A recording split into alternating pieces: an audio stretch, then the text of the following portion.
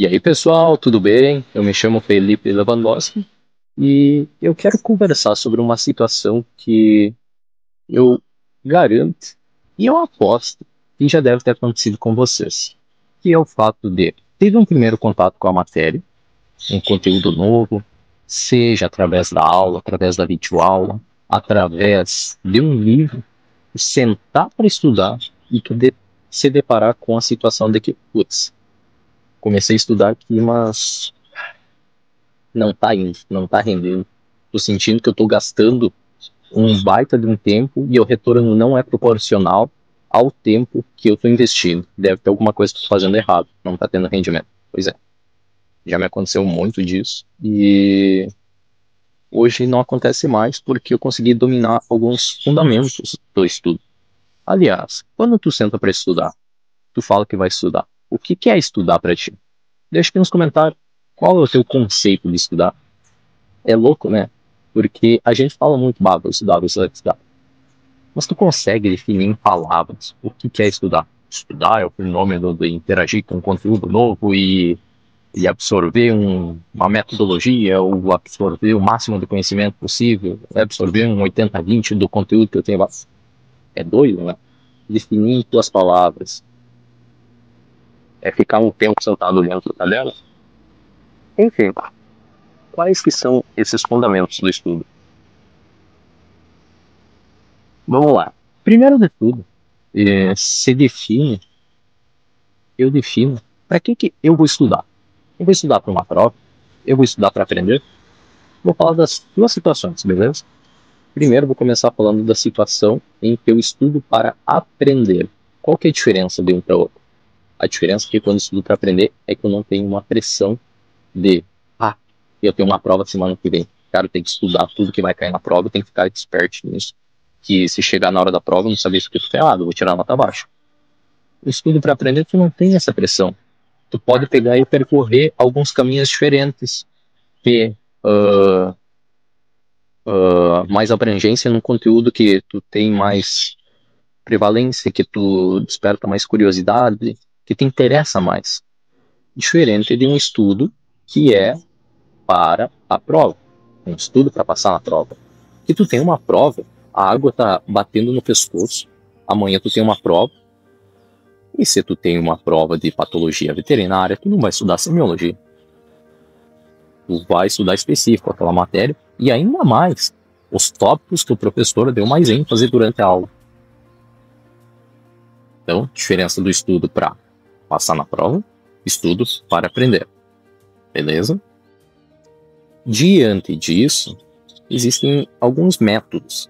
Por exemplo, o estudo para estudar, para aprender, dá para estudar de um jeito diferente, de diversas maneiras. Pode pegar aí, desde um documentário, Cara, outra vez eu peguei e subi um livro no Maiá e fiquei conversando com ela. Peguei e fiquei uma tarde inteira conversando com ela. Tava chovendo, fiz um matinho e fiquei conversando com ela. Mas o que é isso? Era sobre embriologia. Cara, destrinchei um monte de conceito básico que eu achava que eu sabia. E quando eu fui pesquisando, mas isso aqui, conceitos básicos, assim como eu te perguntei agora no início do vídeo, o que é estudar? Me defina nas tuas palavras. Tenta aí, escreve nos comentários.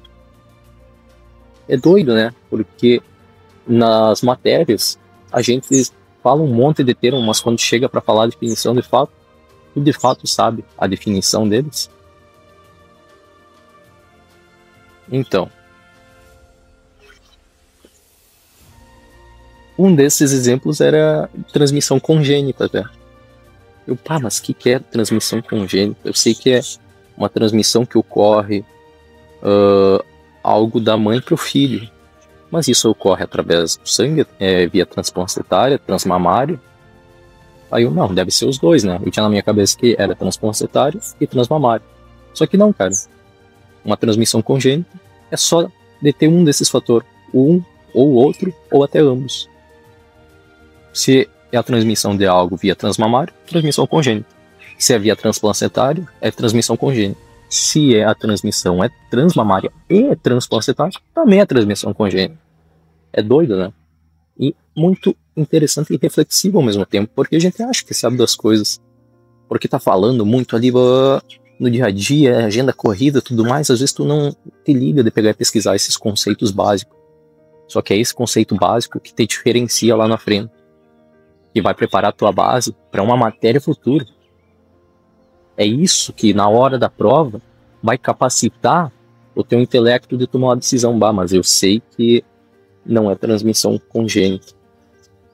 Ou melhor, pode ser essa alternativa aqui, porque ele fala que transmissão congênita é a transmissão através de via transmamária e placentária, mas também pode ser apenas um ou outro. Então, esse tipo de capacitação te possibilita dar chutes mais direcionados e aprender de fato, beleza? Agora, se tu tem uma prova amanhã, tu não vai gastar tempo nesses termos e tudo mais. Pode no máximo pegar e jogar na internet e ver transmissão congênita. Isso. Agora, se tu tem uma prova de patologia clínica e tu sabe que foi só dado uma pincelada por cima, tu pode pegar e pesquisar o que é icterícia, que é a deposição de pigmentos nas mucosas, deixando sem uma coloração mais amarelada. Beleza, se não foi muito aprofundado durante a aula, tu sabe que a probabilidade de cair na prova não é tão alta, não vai dar tanta relevância para isso, logo tu não vai pesquisar o que é icterícia pré-hepática, hepática e pós-hepática. Tu não vai te aprofundar nisso. Tu tem uma prova, a água tá batendo no teu pescoço, tem que estudar para a prova, tem que passar nessa prova. É o teu objetivo. Entende? Então, estudo para passar na prova, estudo para aprender. Se tu tivesse numa tarde chuvosa, tivesse estudando para aprender, tivesse com um tempo legal, aí sim, mas o que é a icterícia pré-hepática, hepática e pós-hepática? Aí tu vai dar atrás. Tu não tem um compromisso para zelar. Tu tem tempo para estudar sobre. Não vai dar atrás, beleza? Então,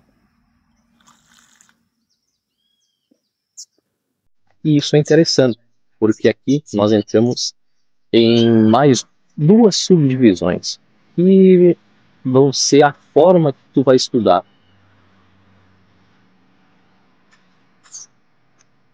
Que é o estudo ativo e o estudo passivo.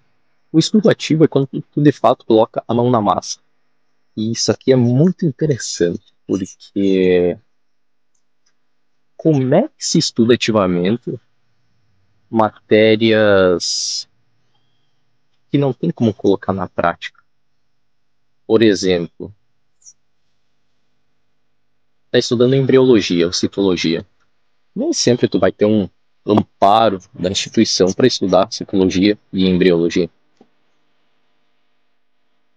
Tu vai ter microscópio e tudo mais, e mesmo que tenha, tu vai ter tempo para isso. É o objetivo, tu estudar na prática, olhar uma célula no microscópio e tudo mais. Às vezes tu só tá tendo uma matéria básica ali de introdução e é isso aí. E aí, como é que tu pratica uma matéria dessa? Tu ficar lendo o slide, lendo o livro, coisa arada, é um estudo passivo, porque tu não tá botando na prática. O estudo ativo, colocar na prática. E aí, faz questão, cara. Questão. Fazer questão? O que é fazer questão? O que é uma prova? O que é o conteúdo do professor? São três coisas. O conteúdo do professor é o conteúdo que ele passa em sala de aula, que ele transmite ativo. O que é a prova? A prova é exatamente aquilo que o professor passou para ti, porém escrito de uma maneira diferente. E calma aí, o que são as questões? Ou melhor, é o conteúdo que o professor transmitiu para ti, só que escrito de uma maneira diferente. Viu que rolou uma semelhança aí, o conceito das questões e o conceito de prova é o mesmo, é similar. Ou seja, tem algo melhor do que tu te preparar para uma prova do que através da própria prova? Não vai ser a mesma prova que vai estar na tua frente e aquelas questões que tu vai estar fazendo.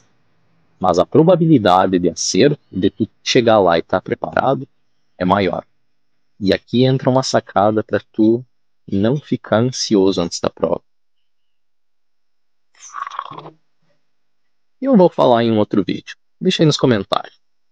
Quer saber como não ficar ansioso antes da prova? Deixa aí que eu faço um vídeo sobre isso aí.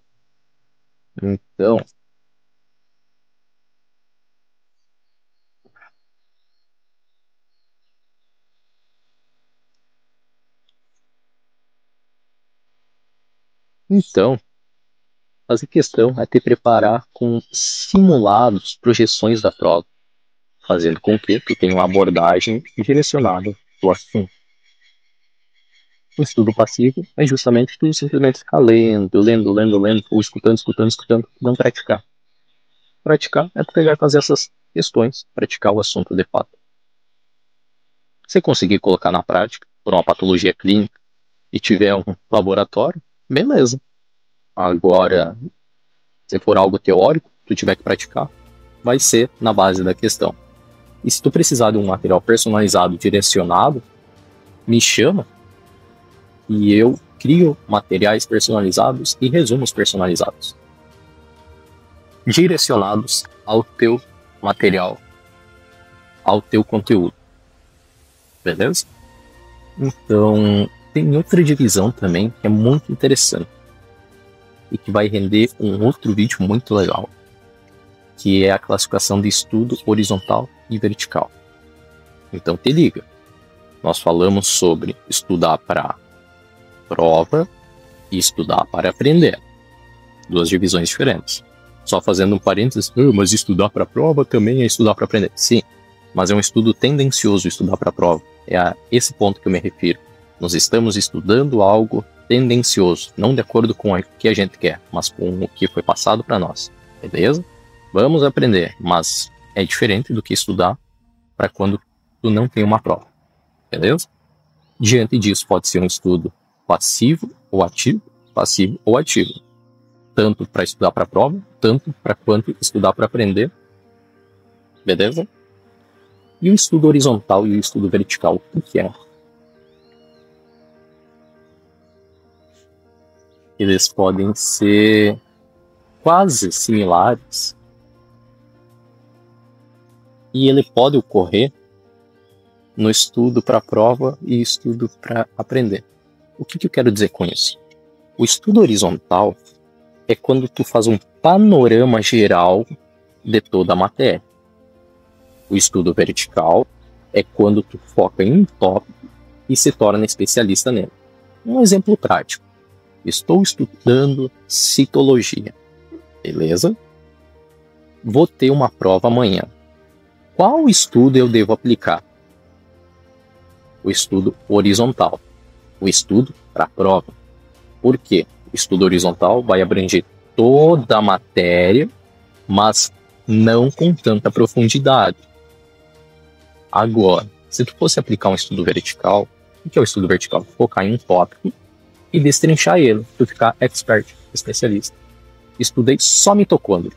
O meu conhecimento sobre mitocôndria está aqui em cima. Porém, sobre núcleo, citoplasma, ribossomo, está aqui embaixo. Eu não sei quase nada, está em zero. Se caiu uma questão de mitocôndria na prova, beleza, vou gabaritar, vou acertar. Mas e se cair uma de mitocôndria e 10 de assuntos diversos? Núcleo, citoplasma, ribossomo, lisossomo, complexo de Golgi. E aí? E é aí que entra uma sacada. Por que pessoas que estudam menos vão melhor que você? Porque elas sabem dessa pegadinha. É exatamente isso. Elas distribuem o tempo delas em assuntos diversos. Se tu colocar 2 horas em mitocôndria, tu vai ficar muito bom em mitocôndria, mas na hora da prova vai ter 1 ou 2 testando mitocôndria. Se essas 2 horas tu fosse distribuir entre os diversos outros assuntos, tu ia estar mais capacitado no estudo horizontal, nos outros assuntos, e mais preparado para a prova. E é por isso que acontece daquele velho ditado, mas eu estudei tanto que eu estudei muito mais que o fulano de tal. E ele foi melhor que eu. Como assim? Por conta desse erro. Esse erro fatal. Então, cara, tu ter esses fundamentos internalizados dentro de ti, quando tu começar a estudar, vai ser automático isso. Tu tá véspera de uma prova, lascado, e tu tem que passar nela, tirar uma nota legal. Quando tu tem internalizado isso dentro de ti, e tu te deparar com um assunto que tu não sabe, vai de medo. Mas eu sei que acontece um impulso nervoso e, cara, mas eu ouvi falar que tem uma voltagem que se eu não atingir essa certa voltagem, não ocorre o impulso nervoso que é transmitido pela bainha de mielina. Mas quanto é que é essa corrente elétrica? Ah, é menos 38 milivolts. Então, se eu pensar em mexer meu braço, o pensamento e a sinapse que ocorre no meu cérebro tem que atingir uma voltagem superior a menos 38 milivolts. Pensei, mexi o braço. Eu pensei em mexer o braço, mas não mexi. Pensei em mexer, mexi. O impulso foi superior a menos 38 milivolts. Por que eu sei isso, cara? Eu não sabia dessa sacada. Eu não sabia disso, cara. Então tô te trazendo aqui na prática. Esse foi um erro fatal que eu cometi. Então, cara, destrincha bem e analisa qual que é o teu objetivo. Tu acha que eu ia me importar em pesquisar, ir atrás, ler um livro para descobrir que o impulso, a voltagem necessária para cometer, exercer um impulso e movimentar meu braço de menos 38 milivolts se eu tivesse uma prova amanhã? Mas de jeito nenhum. E foi isso que eu fiz, cara. Cheguei na hora da prova, tava expert em voltagem, de impulso nervoso. E aí o resto do conteúdo, tchau, deu ruim. Tá entendendo? Então te prepara e analisa para que é o teu estudo.